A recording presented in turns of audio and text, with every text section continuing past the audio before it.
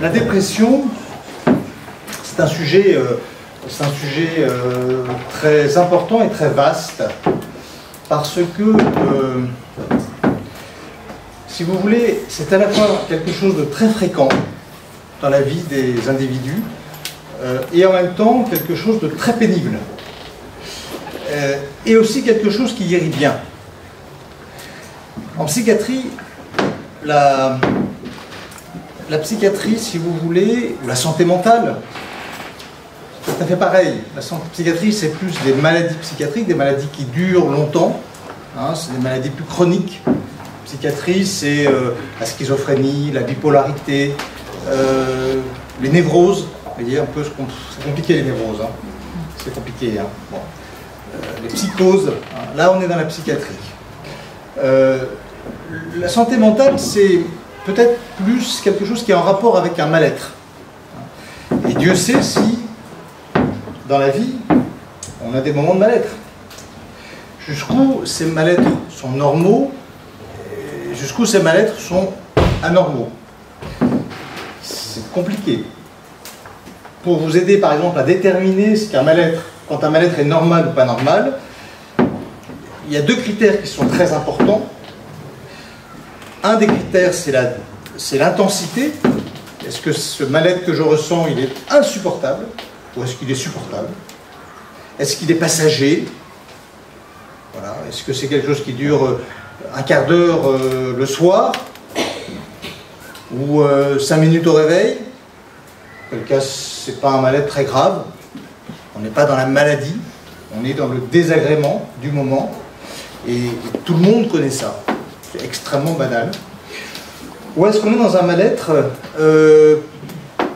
qui a des conséquences aussi dans la durée? Par exemple, si c'est tous les jours, tous les soirs, entre 18h et 21h, on est mal, là, ça commence à être embêtant. Ça commence à être embêtant parce que ça dure, on appréhende, on y pense, on ne pense plus qu'à ça, on pense sa journée, on ne pense plus qu'au mal-être du soir. Donc on rentre dans quelque chose de plus pénible déjà, quand ça dure. Quand c'est un mardi, puis 3 semaines après, un jeudi matin, et puis un mois plus tard, un mercredi après-midi, voilà, on n'y pense pas tellement. En fait, finalement, c'est cette question aussi des intervalles. Si les intervalles sont libres, hein, on n'est pas dans des choses finalement qui sont très graves. Si les intervalles commencent à être envahis par l'appréhension de la nouvelle crise, de la nouvelle pensée, ça devient déjà beaucoup plus désagréable. Et là, le mal-être est beaucoup plus ressenti. Donc ces deux notions, intensité et, je dirais, intensité, durée bien sûr, et puis surtout, voilà, fréquence, espacement. Il est rare quand même que des maladies, enfin que des troubles mentaux envahissent un sujet toute la journée pendant 6 mois. C'est rare. Enfin, les dépressions majeures un peu quand même. Les dépressions majeures un peu. Ça varie un peu. Dans la journée, il y a des moments où on est un peu moins mal que d'autres. Mais il y a quand même une intensité de maladie qui est un peu permanente dans les dépressions majeures. La dépression, c'est extrêmement intense. Quand c'est fort, hein, c'est extrêmement intense, extrêmement prononcé. C'est un risque de suicide. C'est un problème majeur, un risque de suicide. Il faut être extrêmement prudent, extrêmement méfiant pour l'entourage, pour les proches. Et la dépression majeure, la personne qui vit ça a le sentiment qu'elle ne pourra pas guérir. C'est la caractéristique de la dépression. Quand une personne me dit avec beaucoup d'intelligence qu'elle ne va pas bien, mais que c'est tout à fait normal, parce que son enfant est malade, parce que son conjoint est assis, parce que le travail ça se passe très mal, et que vous comprenez, j'ai aucune raison d'être heureuse, puisque j'ai que des problèmes autour de moi.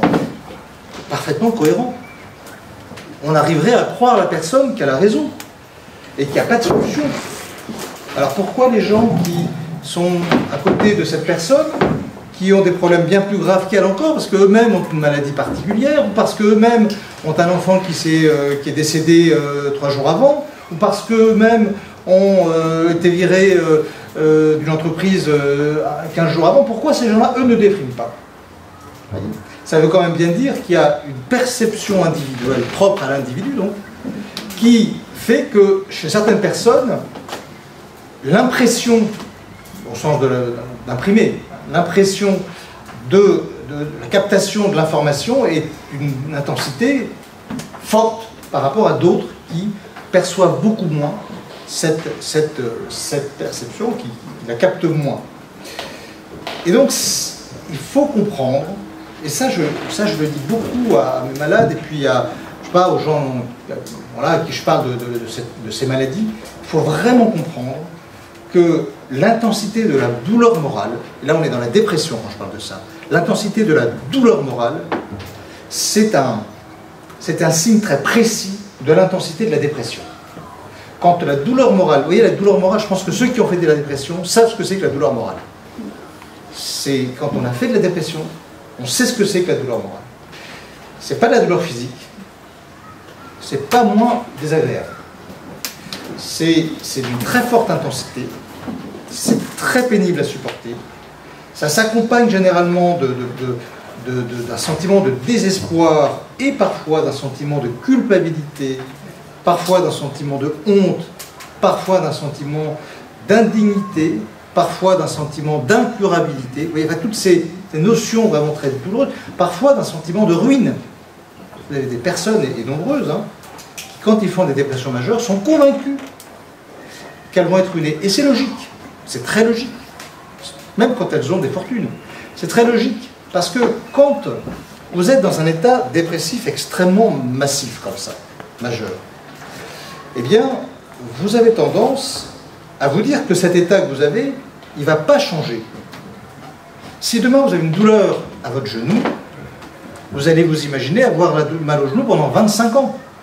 Et vous allez vous dire, vous êtes un peu pessimiste évidemment, vous allez vous dire, je vais toute ma vie vivre avec cette douleur au genou, je ne pourrai pas supporter ça pendant 25 ans. Quand vous avez cet état dépressif, c'est pareil. Vous avez tendance à vous dire que l'état que vous vivez sur le moment, il est insupportable, mais il va durer tout le temps. Pourquoi il changerait cet état que vous vivez actuellement? Puisque c'est l'état dans lequel vous êtes. Vous n'avez pas de perception que cet état est passager, que cet état va guérir. Vous ne le savez pas. Même si on vous le dit, vous en doutez. Vous vivez l'instant présent. Vous voyez bien que cet instant est pénible et douloureux. C'est très compliqué de vous imaginer que cet instant... Quand on vous dit le Covid, on vous dit dans 2 ans c'est fini. Ben, personne... Vous savez que dans 2 ans, ça serait terminé. Bon, en espérant que c'est terminé. Bon, enfin, on va partir de ce principe. Quand on vous dit la guerre en Ukraine, bon, encore ça ne nous touche pas trop quand même dans notre quotidien, mais un peu sur le plan financier, en tout cas, ça commence à avoir des conséquences. Bon, eh bien, on aimerait bien sortir de ces problèmes d'argent, de ces problèmes de dépendance. Bon, mais est-ce que ça va durer 6 mois? Est-ce que ça va durer 1 an? Est-ce que ça va durer 5 ans? On n'en sait rien. Quand on fait une dépression, on ne sait pas que dans 6 mois, ou dans 1 an, ou dans 2 ans, ça va guérir. On ne sait pas. Et parfois, ça met 2 ans à guérir. Vous vous rendez compte la durée du truc? C'est terrible.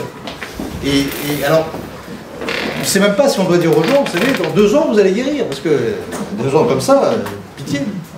Donc ça, la dépression, ça vous mine. Voilà, ça vous mine le moral, ça vous mine le cerveau, ça vous empêche d'être en projection de l'avenir. Vous ne pouvez pas avoir d'avenir quand vous êtes dépressif, quand vous êtes vraiment dépressif, enfin, quand vous êtes gravement dépressif. Il n'y a pas de petits malades, il n'y a pas de petits malades. Mais quand vous êtes gravement dépressif, vous ne pouvez pas vous projeter dans l'avenir, c'est impossible. C'est un critère aussi ça.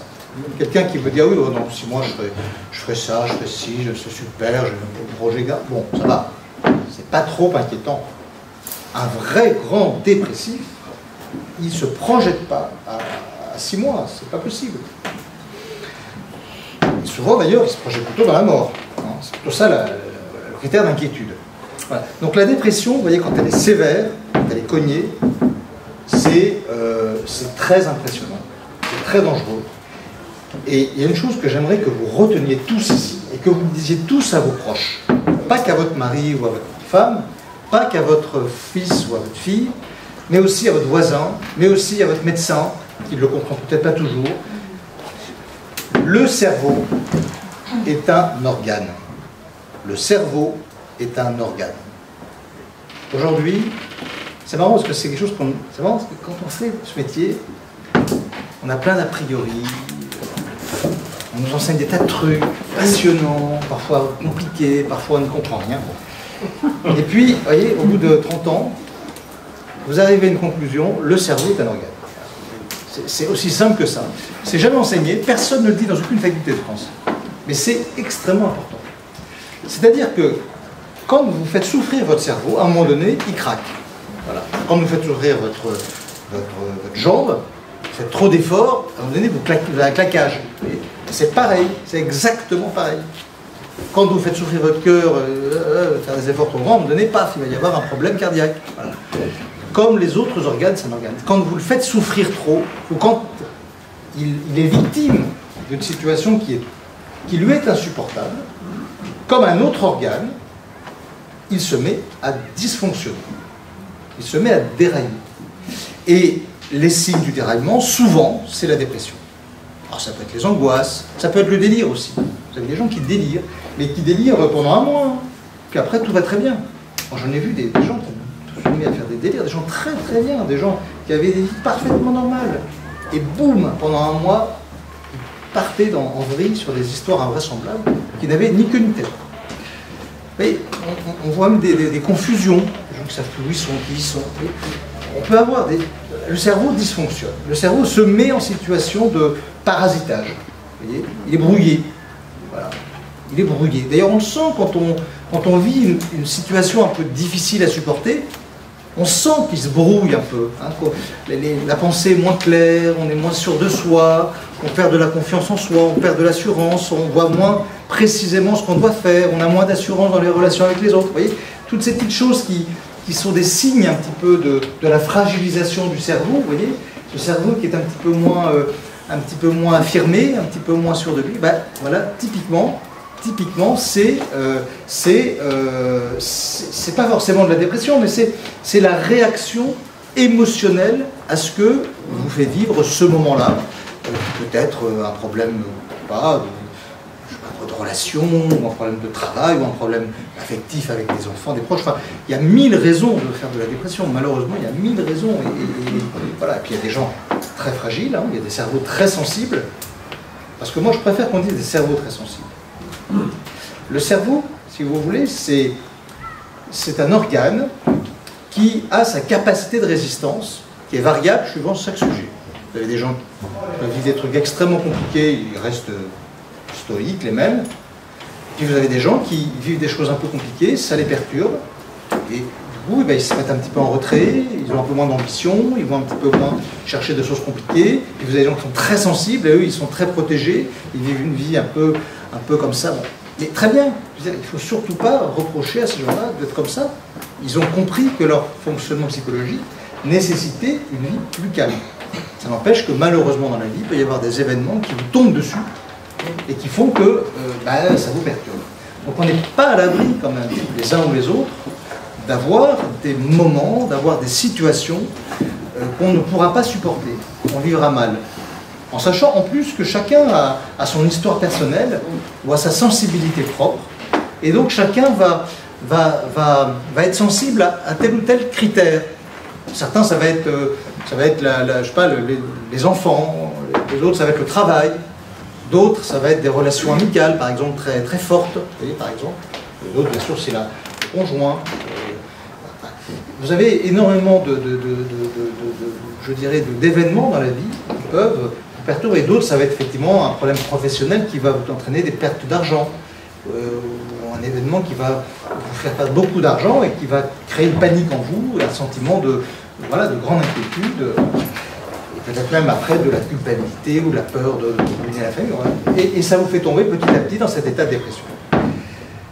Donc voilà, le cerveau est un organe. Donc quand il faut, enfin moi en tant que médecin, parce que les psychiatres, on est des médecins. Et en tant que médecin, je dis bien, mon travail, c'est avant tout de repérer la fragilité des gens, leur état de souffrance. Et à partir de là, de savoir si je dois les traiter de telle manière, avec tel traitement, avec tel autre traitement, etc. C'est très important, vous voyez, pour nous, les médecins psychiatres, d'évaluer la souffrance du sujet, son degré de maladie. Et c'est très important. Et à partir de là, on va soit être tranquille, on va se dire, c'est bon, il n'y a pas de problème majeur, c'est quelqu'un qui a besoin de parler, ou c'est quelqu'un qui a besoin de réfléchir à sa situation, ou c'est quelqu'un qui a besoin de se reposer, ou c'est quelqu'un qui a besoin de calmer justement son cerveau. La cure est tout à fait indiquée d'ailleurs pour ce type de personnes. Et puis, dans d'autres cas, ça va être plutôt thérapeutique. Par exemple, quand vous avez un burn-out, par exemple, un burn-out, c'est des gens qui sont très fatigués, très très fatigués. Le cerveau, vous savez, burn-out, ça veut dire, littéralement, ça veut dire cramer, brûler. C'est la forêt des Landes, depuis 3 mois, là. Elle crame tout le temps, là. On doit être en burn-out, là, pour. Et pas que en burn-out, hein, en burn-in aussi. Hein. Bon.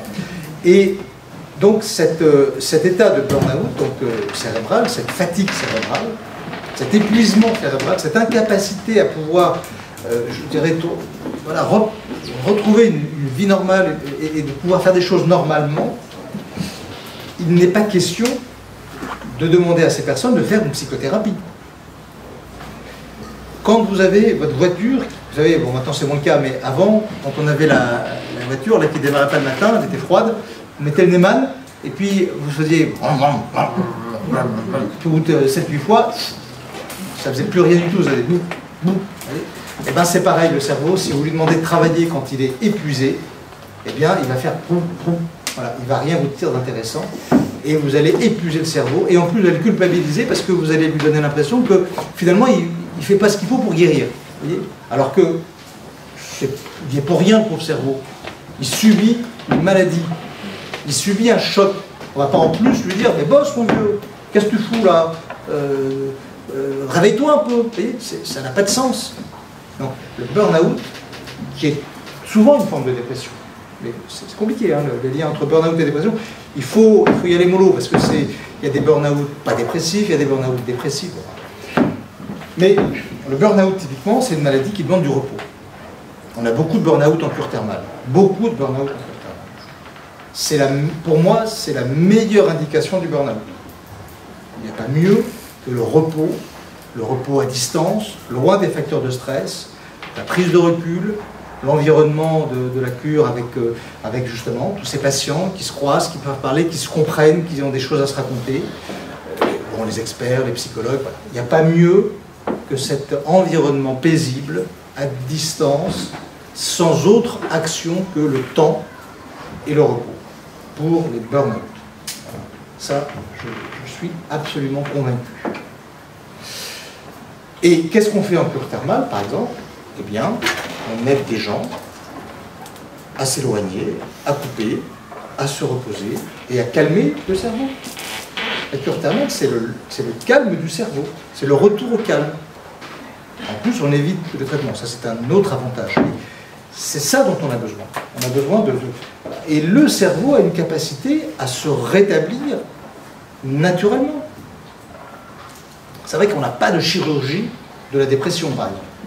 On ne sait pas opérer un cerveau dépressif. Et on ne sait pas. On a essayé pendant un temps de faire des lobotomies.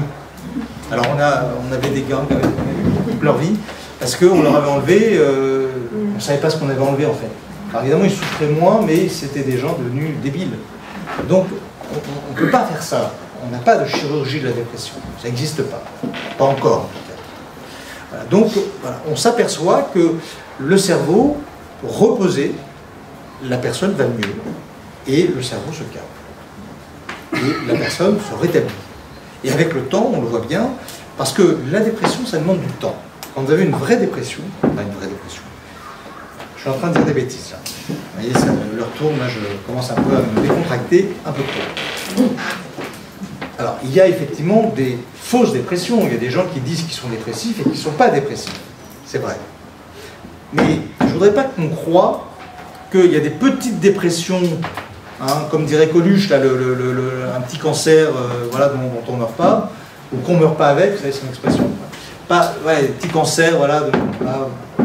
Non, une dépression, c'est une dépression. C'est pas de la rigolade. Une dépression, on n'est pas bien. On n'est pas bien, une dépression. Si on est bien, on n'est pas dépressif. Il n'y a pas de petite dépression. Il y a des graves dépressions, il n'y a pas de petite dépression. Il y a des dépressions moins graves, il y a des dépressions moins inquiétantes, il y a des dépressions passagères, il y a des dépressions qui guérissent bien, il y a des dépressions qui sont des plus petites histoires dans l'histoire du sujet, mais sur le moment, la personne, elle n'était pas bien. Elle n'était pas bien. Le pronostic est très bon, le résultat est très spectaculaire, mais la personne a vécu pendant 1 mois, 2 mois, 3 mois, un truc très désagréable. Inattendu, désagréable, pénible. Et quand on est dépressif, qu'on se rappelle de ce qu'on était 2 mois avant, on ne se dit pas « j'étais aussi bien ». On se dit « j'étais beaucoup mieux ». Même quand c'est une petite dépression. Donc la dépression, c'est quelque chose qu'on ressent, hein, qui vous marque. Et quand on en fait beaucoup, on est encore marqué. Voilà. On s'habitue, mais pas vraiment quand même. Hein. On est encore marqué. Les dépressions récurrentes, les gens, ils sont toujours mal. C'est un peu comme la douleur. Vous savez, on dit, on s'habitue à la douleur. Ouais, on s'habitue. Je pense pas qu'on s'habitue. Je pense que la douleur est moins forte. Voilà. On a l'impression qu'on a toujours un peu cette impression qu'on dompte les choses. Je crois surtout que les choses se calment et qu'en se calmant, on les supporte mieux. Et la dépression en particulier. Et puis vous avez des dépressions sévères. Et là, c'est évidemment beaucoup plus dangereux et finalement, très souvent, là, pour les dépressions sévères et graves, il faut généralement hospitaliser, ne serait-ce que pour des raisons de sécurité, des questions de surveillance et aussi de thérapeutique. Et alors, l'élément extrêmement important, je trouve, vous voyez, moi j'ai maintenant, je sais pas 35 ans de métier à peu près, enfin une grosse trentaine d'années de métier, et puis je suis tombé dans la marmite quand j'étais petit, donc je peux en rajouter une trentaine dans mon enfance, voilà. Bon. Donc c'est vrai que je connais un peu le métier. Et il y a une chose que j'ai appris, une autre chose que j'ai appris, et qui, donc le cerveau est un organe. La deuxième chose que j'ai appris, et ça c'est une surprise, parce que quand j'ai fait ce métier au début, j'avais une appréhension. J'avais peur je me disais, j'espère que je ne vais pas toute ma vie porter des gens qui ne guérissent pas. J'avais un peu peur de ça. C'est-à-dire un peu comme les AVC, là. C'est fatigant, quoi, de se dire, j'ai beaucoup d'énergie, j'ai envie d'aider les gens, mais ça ne bouge pas. On a beau faire tout ce qu'on veut, on a beau être hyper aimable, attentif, trouver des traitements, chercher, réfléchir, entendre, écouter, aller voir des conférences, on ne sait pas faire. Et bien en psychiatrie, dans la dépression en particulier dans la dépression, on a d'excellents résultats. Et je dirais même que pratiquement toutes les dépressions guérissent. Pratiquement. Pratiquement toutes les dépressions guérissent. Alors vous allez me dire, oui, mais il y a des gens. C'est vrai. Il y a des dépressions récurrentes, il y a des dépressions résistantes, il y a des dépressions chroniques, etc. Il y a des dépressions démentielles, qui, elles, ne guérissent pas forcément. C'est les seules. Parce que, effectivement, vous avez des gens qui, quand ils rentrent dans le processus de démence, d'abord ils dépriment, parce que c'est quand même quelque chose de très surprenant, de très inquiétant. Parce que les gens se rendent compte qu'il y a une démence, ils se rendent compte, sans s'en rendre compte, mais il y a une perception de la perte d'autonomie, de la perte de maîtrise de leur environnement, et ils sentent bien qu'ils changent. C'est un bouleversement quand même physiologique, psychologique fort, donc ils s'en rendent compte, et de ce fait-là, ils en souffrent beaucoup. Et là, malheureusement, il n'y a pas de solution, puisque malheureusement, aujourd'hui, on ne sait pas traiter de manière... Enfin, on ne sait pas revenir en arrière, en tout cas, dans les processus de démence. Les autres dépressions, la dépression récurrente. La dépression récurrente, d'abord, elle est récurrente. Donc, il y a des moments de calme. Donc, ça monte et ça descend, voilà, il y a des moments où ça descend. Donc, ça guérit, puisque ça monte et ça descend. Ça descend, ça guérit. Donc c'est pas toujours. C'est vrai qu'il y a des gens qui ont une sensibilité forte et qui malheureusement peuvent être amenés à refaire de temps en temps des dépressions. Et la récurrence, et c'est quand même une vérité, dans l'ensemble, a plutôt tendance à baisser avec le temps. Plus le temps passe, et c'est un peu ce que nous, on essaie de travailler dans la psycho-éducation qu'on fait à Sojon, notamment dans le cadre de l'école thermale du stress, on essaie d'apprendre aux gens à repérer la dépression, à travailler en psychologie sur cette dépression, sur les pensées s'automatise un peu quand on va mal, et on s'aperçoit que quand les personnes finissent par bien acquérir les outils de défense, de bonne pensée, si vous voulez, et contrer un peu leurs pensées négatives qui s'installent de temps en temps, eh bien on s'aperçoit qu'ils progressent régulièrement et qu'ils maîtrisent de mieux en mieux leur processus dépressif, et ils arrivent un peu à compenser en quelque sorte leur fragilité par l'intelligence de leur, et puis aussi l'intelligence, mais aussi le travail, enfin la volonté qu'ils ont d'automatiser des pensées contradictoires par rapport aux pensées dépressives. Ce qu'on appelle les thérapies cognitives et comportementales, surtout cognitives, c'est des thérapies par la pensée qui permettent de contrer des pensées, parce qu'on perçoit petit à petit qu'elles sont mauvaises, ces pensées, on les repère de plus en plus vite, de mieux en mieux, et de ce fait, on arrive petit à petit, et ça c'est fréquent, à s'adapter à ces pensées, à les modifier un petit peu plus, à contrer plus facilement, et on progresse, et donc on devient moins dépressif, et moins dépressif en référence. La dépression chronique, c'est très intéressant. C'est une troisième chose que j'ai appris dans mon métier. Une troisième chose que j'ai appris dans mon métier, qui n'est pas enseignée. Tout ça, c'est juste ce sur quoi j'insiste, c'est parce que c'est jamais enseigné nulle part. J'ai jamais entendu quelqu'un, même dans un congrès médical, et quand vous posez des questions dans le congrès, personne ne vous donne la réponse. La troisième chose que j'ai apprise, une dépression, dans le temps, guérit toujours. C'est incroyable. Alors, si j'étais un bon commercial, je vous dirais que c'est grâce à moi. Peut-être j'ai une petite part, mais je ne crois pas. Je crois que ça guérit. Je crois que les dépressions, ça peut durer 1 an, ça peut durer 2 ans, ça peut durer 3 ans. On peut essayer le premier médicament, le deuxième médicament, le troisième médicament, le quatrième, le cinquième. On peut faire ça, on peut rajouter ça. Parfois, ça résiste à tout. Ça résiste à tout. À tout, à tout, à tout. Sauf à une chose. À une chose. Ça ne résiste pas au temps. Le temps joue pour le malade. Et au bout de 3 ans, au bout de 4 ans, la dépression, à un moment donné, s'arrête.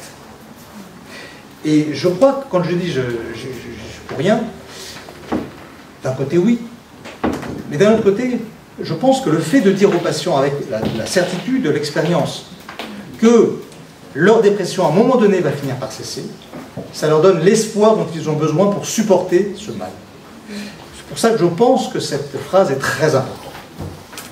Aussi douloureuse que soit la dépression, aussi pénible soit-elle, on sait, nous, on sait qu'on va y arriver. Et à nous de vous transmettre cette confiance, si vous voulez. Et moi, j'en ai suivi beaucoup, des patients comme ça, qui ont résisté à tout, hein, vraiment, c'est pénible. Hein. Et on les voit, et tous les mois, ne vous inquiétez pas, vous verrez, ça va s'arranger. Et un jour, paf, la lumière revient. Exactement comme la lumière, c'est pareil. C'est le nuage, et d'un coup, le nuage se défait, et hop, le soleil apparaît. Donc ça, c'est vraiment une troisième règle de la dépression, qui je crois est très très importante à avoir en tête. Y compris d'ailleurs pour les gens proches, voilà, si vous avez un jour quelqu'un dans votre entourage. Et c'est l'intérêt, je dirais, du suivi médical. Souvent les patients disent oui, mais enfin bon, ça sert à quoi, je prends au médicament, j'entre le premier, le deuxième, le troisième. Mais vous vivez un truc d'enfer, si je puis dire, eh bien, faites-vous aider, quoi. Vous n'allez pas tenir 3 ans comme ça sans aucune aide. Vous voyez, c'est ça un peu le fond de l'affaire. Voilà. Ça, c'est un point très important.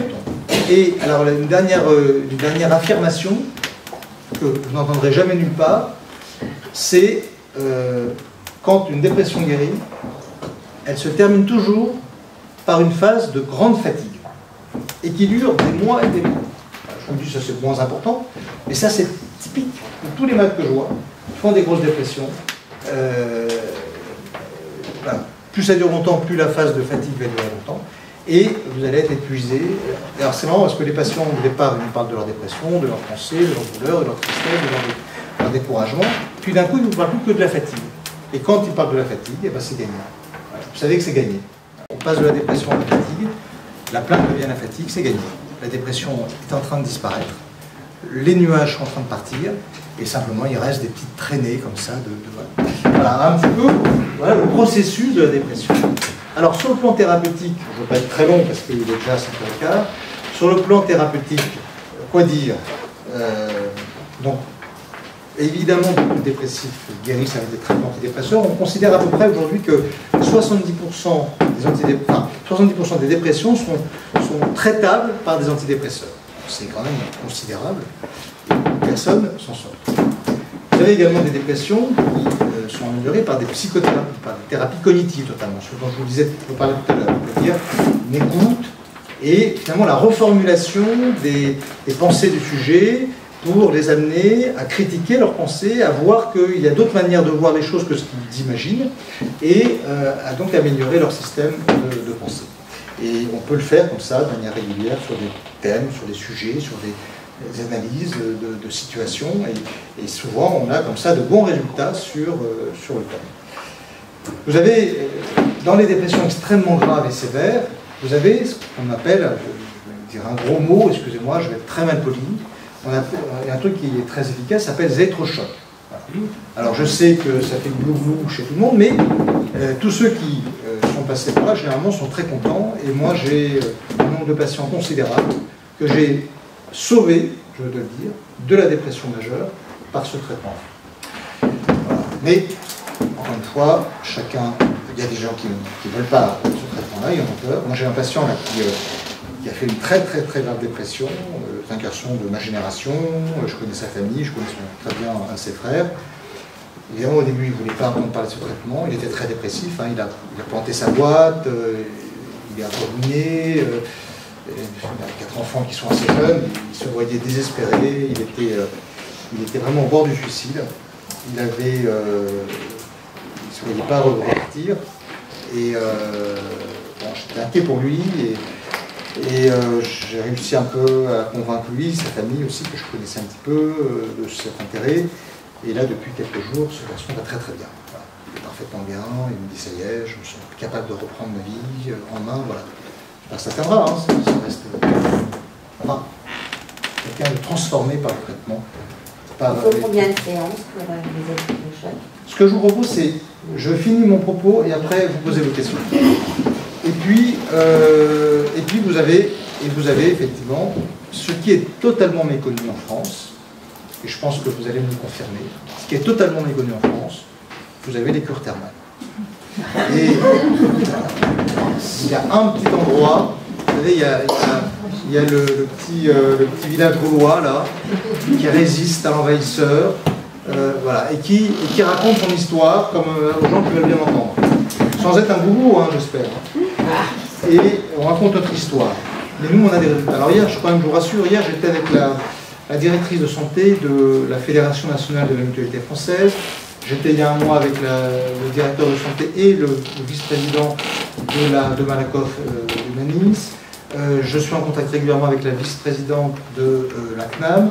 Donc voilà, on commence un petit peu quand même à faire connaître notre petite affaire et on essaie de faire percevoir qu'il y a quand même du sens chez des gens qui sont, notamment chez les gens en burn-out ou ces gens très angoissés, modérément dépressifs. On ne voit pas des dépressions majeures, des dépressions réactionnelles, des dépressions d'épuisement, des dépressions en rapport avec des situations de stress chronique. Eh bien, on vante beaucoup le mérite de cette prise en charge. Et je dis bien que une chose importante aussi, c'est que je raconte toujours, quand je suis arrivé à Saujon il y a quelques années, maintenant près de 30 ans, je suis arrivé, j'avais un peu honte de dire que j'allais travailler dans une station thermale. J'avais un peu honte, et j'ai des copains qui se sont moqués de moi. La grande blague, c'était tu vas bien nettoyer tes patients. Vous voyez, c'était les douches, quoi. Les douches, le nettoyage. Voilà. Donc voilà, au moins ils seront propres, tes patients. On leur fera pas de mal et ils seront propres. Voilà. C'est comme ça que. Donc j'étais pas très fier de dire ça. Et puis au bout d'un certain nombre de mois et d'années, au début j'ai eu beaucoup de patients, et j'ai bien fait. Les patients m'ont dit, mais docteur, votre truc c'est inconnu. Les médecins ne connaissent pas. Alors je vous explique pourquoi. C'est parce que c'est pas enseigné en faculté de médecine. Donc, c'est pas enseigné en faculté de médecine. Un, c'est pas enseigné. Deux, les médecins ne connaissent pas. Parce que les universitaires, ils n'ont pas de centre thermo dans leur service. Ils ne connaissent pas. Donc, ils n'en parlent pas. Et comme ce sont des gens qui sont quand même un peu dans leur petit environnement, eh ben, ils ne s'ouvrent pas toujours tant que ça à l'activité extérieure. Et du coup, on n'arrive pas à enseigner, enfin un petit peu quand même, un petit peu, mais pas beaucoup à enseigner ça dans les universités ou dans les grands congrès médicaux. Il y a une certaine réticence parce que c'est pas enseigné par c'est pas porté par des grands universitaires, un petit peu, moi j'arrive à le faire un petit peu avec quelques universitaires, mais c'est pas quand même facile et on a beaucoup de mal à sortir de notre isolement. Et les patients de l'époque m'avaient convaincu, m'avaient dit, mais docteur, il faut que vous agissiez, il faut que vous arriviez à parler de ce sujet. Et c'est comme ça que je me suis mis un peu en route, que j'ai commencé à écrire un premier livre, que j'ai fait une première étude, une deuxième, on a monté l'école thermale du stress, j'ai écrit un troisième livre, et puis, etc., etc. On a fait d'autres études entre-temps. Et petit à petit, voilà, et maintenant, on va commencer à voir les pouvoirs publics, voilà, et peut-être que dans 30 ans, quand je serai mort, peut-être que ça sera reconnu et que les gens diront, bah, c'est très bien comme thérapie, et que ce sera une thérapie reconnue. Parce qu'aujourd'hui, effectivement, et je vous donne la démonstration très régulière, puisque je vois encore quelques patients et je m'entends de partout, eh bien, les patients qui viennent faire des cures, ils sont très améliorés, et durablement, pendant au moins 6 mois à peu près, hein, c'est à peu près la durée d'amélioration. En tout cas, ils sont plus améliorés au bout de 2 mois qu'au bout d'un mois, c'est-à-dire qu'un mois après la cure, ils sont encore nettement plus améliorés qu'au bout d'un mois. Il y a des études qui le prouvent, avec des améliorations qui baissent un peu, mais qui durent dans le temps, au moins jusqu'à 6 mois. On a des réductions médicamenteuses très importantes, parfois des arrêts complets de médicaments. On a une action très forte sur l'anxiété. Par exemple, 71%, sur les 505 patients qu'on a suivis à l'école thermale du stress, sur les dernières années, 505 patients qu'on a suivis, hein, qui on pose des questions, des questionnaires qui remplissent, hein, 71% ont moins d'anxiété, mais moi c'est significativement moins d'anxiété qu'au début de la cure. Donc ça veut dire que presque 3 sur 4 sont répondeurs, ils ont une réponse sur l'anxiété. 60% ont moins de douleur, 50% ont, je résume un peu, hein, mais c'est 58 pour la douleur, et c'est 51 pour le trouble du sommeil, c'est-à-dire moins de trouble du sommeil, et autant, à peu près, ont moins de fatigue. Voilà. Les 4 symptômes clés, si vous voulez, c'est l'anxiété, la douleur, le sommeil, les médicaments, la baisse de médicaments, et puis bien sûr l'envie qui revient. L'envie, on est à 45%. Donc 70, 60, 50, 45. Vous voyez, on est sur des améliorations très spectaculaires avec des évaluations qui sont à 3 mois. Généralement, on va chercher à 3 mois après la cure. Vous voyez des résultats très spectaculaires, qui durent, qui transforment le sujet, qui permettent la réduction médicamenteuse et qui en plus sont très bien supportés. Le seul inconvénient de la cure, c'est qu'effectivement, ça demande du temps. Ça demande de la disponibilité, ça demande des efforts aussi, parce qu'il faut quand même voyager. C'est plus simple de se faire traiter chez soi, hein, de rester à la maison, de prendre son médicament, de voir sa psychologue, c'est plus simple. Mais en termes d'efficacité, en termes de résultats spectaculaires, je pense que la cure, on pourrait faire beaucoup mieux, sur des pathologies pas trop graves quand même. Parce que quand c'est un état aigu, la cure n'est pas très efficace. Elle est efficace sur des états durs. Elle fait baisser une maladie qui est un peu chronique. Mais sur une maladie très intense, elle est peu active. Elle n'agit pas de manière rapide. Elle n'agit pas sur une manière aiguë. Donc il faut se méfier de « je ne me sens pas bien du tout, c'est une catastrophe, je vais faire une cure ». Non, ça risque d'être compliqué. Heureusement, nous, on a la clinique. De temps en temps, on a des patients qu'on récupère par le biais de la clinique, mais sinon, ce serait des échecs thérapeutiques et les gens seraient obligés de repartir chez eux. Donc, ce n'est pas très souhaitable d'être dans une situation aiguë. Dernier thème, et puis après je vous laisserai me poser 3-4 questions. Dernier thème, on a fait un sondage au mois de février, auprès de nos 5000 curistes. On a 1200 qui ont répondu, un quart. On leur a demandé, bon, est-ce que le Covid, machin, très bien, est-ce que vous étiez... comment vous êtes? 2 tiers ont dit, je ne vais pas bien du tout. 2 tiers ont dit, je ne me sens pas bien, ça m'a aggravé, je suis mal. Et ces 2 tiers, on a posé la question. Je vous propose 4 traitements. Premier traitement, se reposer chez vous avec un arrêt de travail. Deuxième solution, modifier vos traitements. Troisième solution, vous faire hospitaliser. Quatrième solution, il y en avait 5. Quatrième solution, faire une psychothérapie. Cinquième solution, faire une cure thermale. Résultat, 73% des gens, de nos patients bien sûr, du petit village gaulois, 73% on dit la cure thermale. 73%, 3 sur 4 on dit cure thermale. C'est ça que vous voyez, la cure thermale. 13% la psychothérapie, 2% l'hospitalisation, et puis le reste c'était le médicament. Donc ça veut dire que chez nos malades qui connaissent la cure, alors on peut dire oui, c'est vos malades, naturellement, c'est biaisé, c'est pas faux. Mais les autres malades, ceux qui ne connaissent pas la cure, ils ne peuvent pas savoir ce que leur apporterait la cure, ils ne l'ont jamais testé. Donc nos malades qui connaissent la cure, alors qu'ils sont peut-être répondeurs, peut-être, mais nos malades qui connaissent la cure, eux ils disent la cure c'est ce qu'elle est. Je pense qu'on a tout résumé quand on a vu ce sondage. Et moi, ça m'a énormément encouragé, parce que, effectivement, et c'est ce que je comprends de malades. Il ne faut pas croire que c'est nous, c'est moi, ou le médecin, ou la station, qui fait cette histoire de cure thermale. C'est nos malades qui nous encouragent à la construire. C'est nos malades qui nous encouragent à faire ce travail de reconnaissance de cette prise en charge thérapeutique comme une prise en charge spécifique dans les troubles anxio-dépressifs, si vous voulez. Hein. Voilà. Mais écoutez, j'en ai assez dit, je vais vous écouter un peu plus. Alors, est-ce que vous avez des questions à poser? Vous avez une question? Moi, c'était par rapport aux électrochocs. Oui. Est-ce que c'est ce qu'on appelle la sismothérapie? Oui, ça s'appelle aussi la sismothérapie. Et il faut combien de séances? C'est variable. Alors maintenant, si vous voulez, la thérapie est quand même très bien dosée.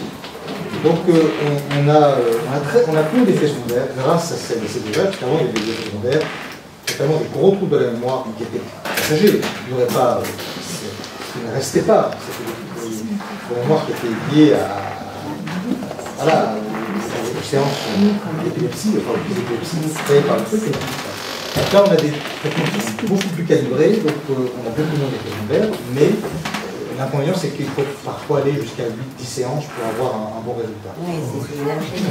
Alors, c'est des petites AG, puis pour 2-3 minutes.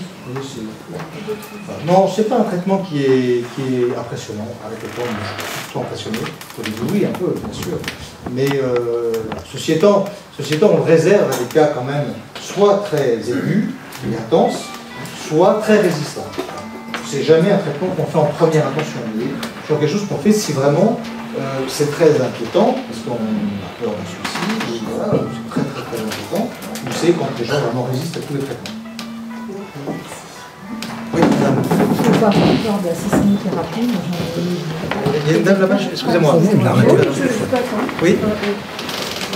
Oui, madame. Vous avez bien précisé, enfin, parce que c'est que le cerveau est un organe. Oui. Alors du coup, moi ça m'interpelle et je me dis pourquoi on ne peut pas l'opérer? Alors, on peut l'opérer. On a fait des lobotomies pendant un temps. On a fait des lobotomies. On a opéré. Et les gens n'avaient plus d'émotions. On peut enlever les émotions du cerveau. On peut. Si vous enlevez votre hippocampe, vous n'allez plus avoir d'émotions du tout. Il n'y a pas de problème. Mais le problème, c'est que c'est un organe très fin. Et en fait, on sait, vous voyez, par exemple, le fonctionnement du cerveau, c'est quand même les neurotransmetteurs. C'est cet influx nerveux qui passe d'une cellule nerveuse à une cellule nerveuse. Et pour des raisons qu'on ignore parfois, ce système fonctionne moins bien. Donc c'est pas de la chirurgie, ça, c'est vraiment c'est du mécanisme très. Peut-être qu'un jour la science ira chercher des choses comme ça, mais c'est quand même très complexe. Et puis ça redémarre après. Parce que vous opérez par exemple quelqu'un du dos, du genou, parce que vous pensez que le genou il est fichu, qu'il ne pourra pas revenir à l'état normal. Quand vous avez de l'arthrose, vous ne savez pas comment faire pour enlever l'arthrose. Donc vous faites une prothèse pour remplacer le genou. Mais là, dans les dépressions, comme je vous le disais, les gens guérissent. Les gens guérissent. Vous n'allez pas faire une opération chirurgicale qui va tout changer, alors que vous savez que dans 2 ans ou 3 ans, la personne ira bien. Voyez, ça serait extrêmement dangereux et inapproprié. Donc, pour rejoindre la question, ça veut dire que la dépression se situe dans l'hippocampe alors? Parce que je me demandais c'était dans quel lobe, où est-ce qu'elle se situe dans le cerveau? Non, la dépression, ce sont les cellules nerveuses du cerveau, partout. Les cellules ont un fonctionnement avec des neurotransmetteurs qui vont d'une cellule à l'autre, et donc la dépression touche l'ensemble du cerveau. Mais c'est vrai que la zone de l'émotion est situé quand même dans la partie de l'hippocampe, tout près d'ailleurs de la mémoire. Et d'ailleurs, on a beaucoup de dépressions qui s'accompagnent de troubles de mémoire, qui s'accompagnent d'états confusionnels, qui s'accompagnent de désorganisation, de déstructuration, et c'est sans doute pour cette raison.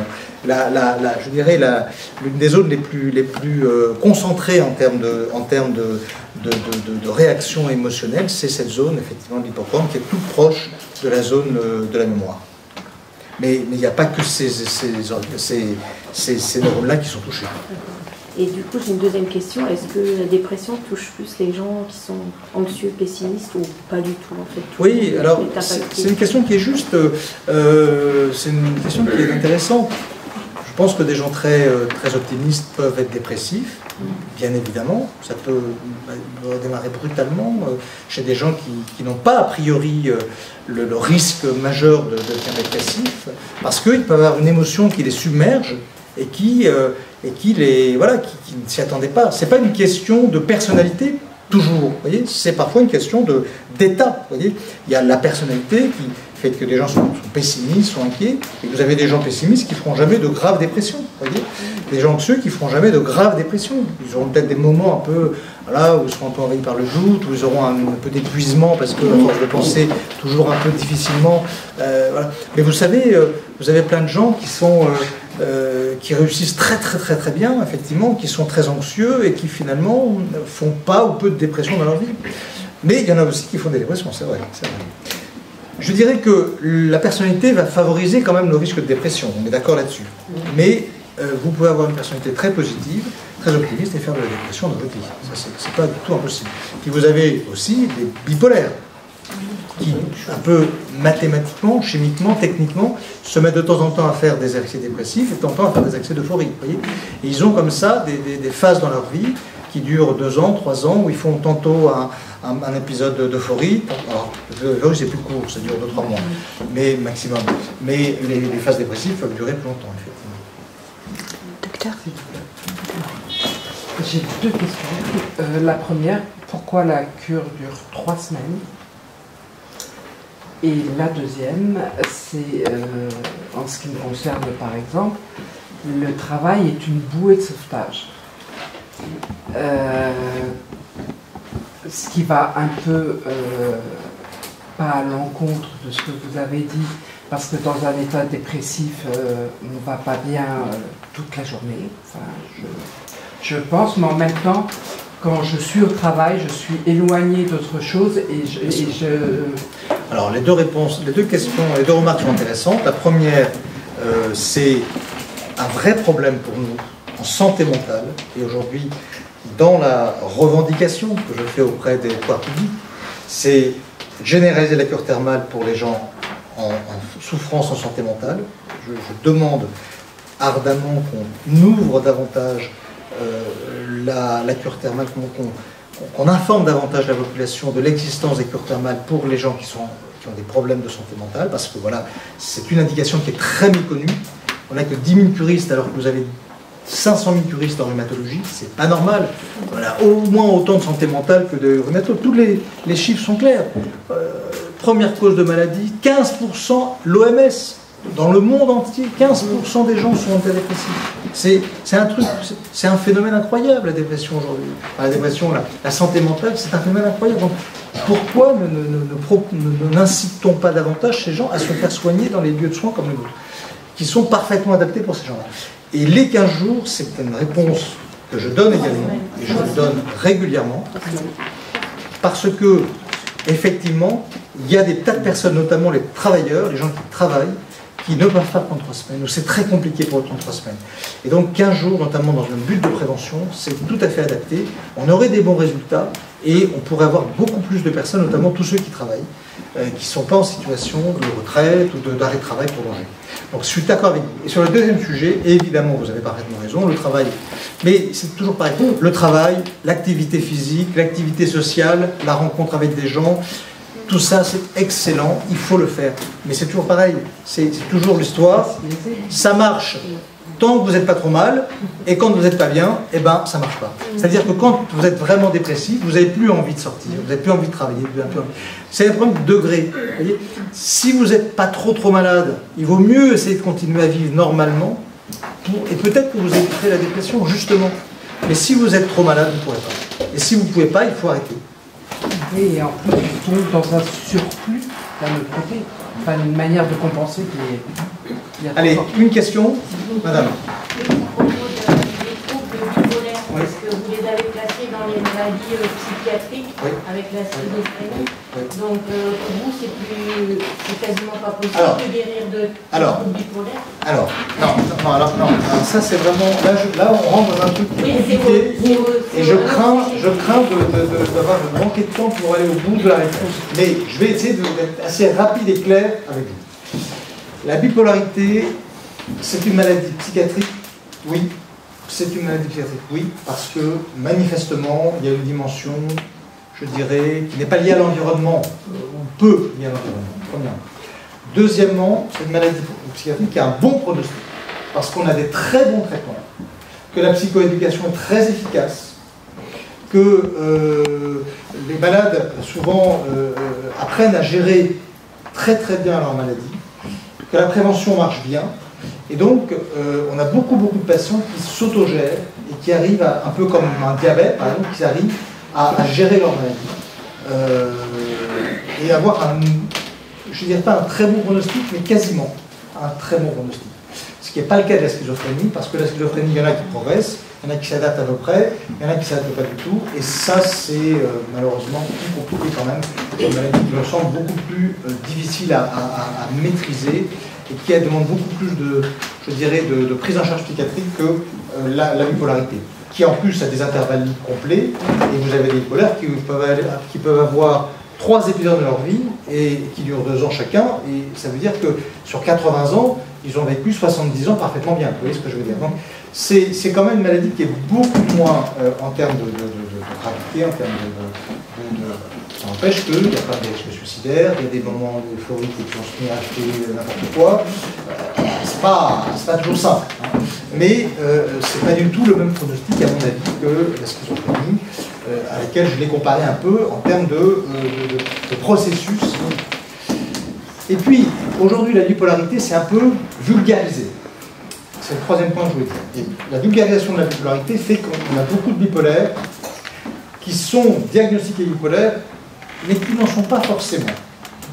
Et vous avez des bipolaires, vous savez, il y a 2 types de bipolaires grossièrement, il y a les bipolaires 1 et les bipolaires 2. Les bipolaires 1, c'est assez facile, parce que c'est des gens, ils se mettent à acheter un immeuble à Paris, alors qu'ils ont 3 francs 6 sous, ou alors ils se mettent à faire un voyage de 6 mois autour du monde, et puis au bout de 15 jours, ils reviennent à poil parce qu'ils n'ont plus 1 euro. Voilà, on comprend que c'est pas normal, vous voyez.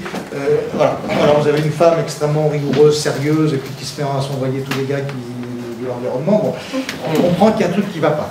Et puis les gens des moments dépressifs, où là c'est la catastrophe, là c'est facile. Et puis vous avez effectivement tout cet intermédiaire entre la névrose, la dépression bipolaire, et ces états où les gens font des dépressions un peu récurrentes, ils ne sont pas bien, de temps en temps ils ont un petit peu d'euphorie. Alors on classe bipolaire, mais on sent quand même que l'environnement a beaucoup d'impact sur eux, et on est un peu à la frontière de ces pathologies dépressives dont on parlait tout à l'heure. C'est toujours pareil, c'est pas toujours tranché, hein, c'est pas toujours les bons, les mauvais, les malades, les pas malades, vous voyez, tout ça, ça reste très fragile.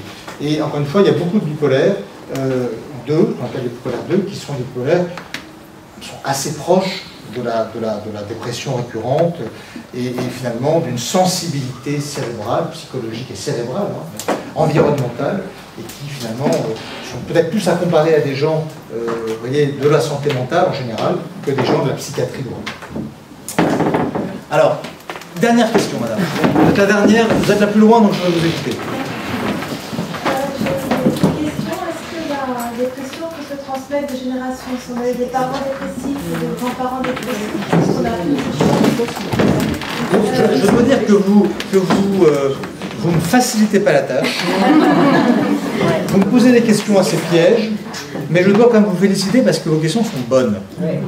Elles sont justes, elles sont pertinentes, Et justement, elle m'oblige à... Voilà. Alors, ce que je vais répondre à votre question, c'est que oui, il y a une part génétique très probable dans la sensibilité du cerveau, hein, puisqu'on parlait du cerveau comme d'un organe. Cet organe qu'est le cerveau, il est sans doute... il y a des familles où il n'y a pas du tout de dépression, et puis il y a des familles où il y a plus de dépression. Dans la bipolarité, par exemple, c'est une maladie où malheureusement, il y a, semble-t-il, beaucoup de génétique. Par exemple, on considère que quand vous avez comme ça des bipolaires dans une famille, vous multipliez par 10 le risque de bipolarité dans les membres de la famille. Vous voyez, c'est à peu près ça. On a à peu près les mêmes chiffres d'ailleurs dans la schizophrénie. C'est-à-dire que vous avez un facteur multiplicateur d'environ 10 pour voir le rapport génétique.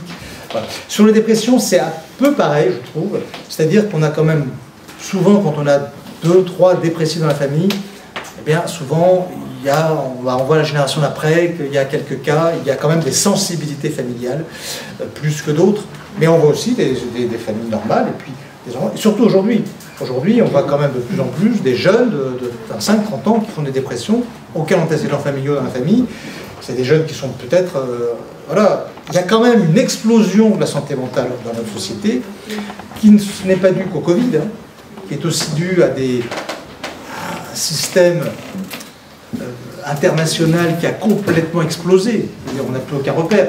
Regardez la vie de nos parents, de nos grands-parents. Enfin, imaginez, imaginez ce que ça a été, l'organisation, la structuration, la pensée était très carrée. Maintenant, c'est open bar pour tout le monde. Donc forcément, il y a des jeunes, ils se confrontent à des trucs qui sont compliqués et ils n'assument pas, voilà, tout simplement. Et donc on a plus de... Donc il y a des familles quand même où il n'y a pas d'histoire dans les antécédents, et puis il y a des jeunes qui explosent à un moment donné. Voilà. C'est pas aussi simple que ça. Mais il y a quand même... Les chats ne font pas des chiens. Voilà. Les chiens ne font pas des chats.